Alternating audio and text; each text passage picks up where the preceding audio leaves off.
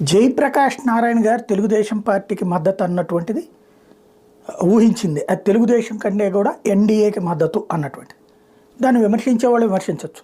ఆయన దృష్టిలో జగన్మోహన్ రెడ్డి ఇచ్చేటటువంటి సంక్షేమ పథకాల వల్ల రాష్ట్రం దెబ్బతింటోంది. మనుషులు వాళ్ళకు వాళ్ళు సంపాదించుకోవడం మానేసి డిపెండబుల్ అవుతున్నారు.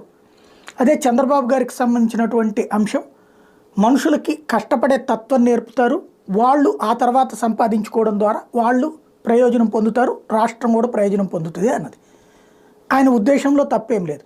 కాకపోతే ఒక పెద్ద లాజికల్ మిస్సింగ్ అలా ఏంటంటే, ఇప్పుడు సంక్షేమ పథకాలు జగన్ ఇస్తున్న దానికంటే ఎక్కువ ఇస్తానంటున్నారు చంద్రబాబు.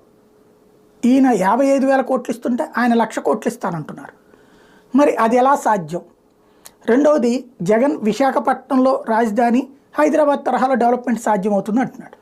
చంద్రబాబు గారు అమరావతి రాజధాని, దాన్ని హైదరాబాద్ తరహాలో తీర్చిదిద్దానంటున్నారు.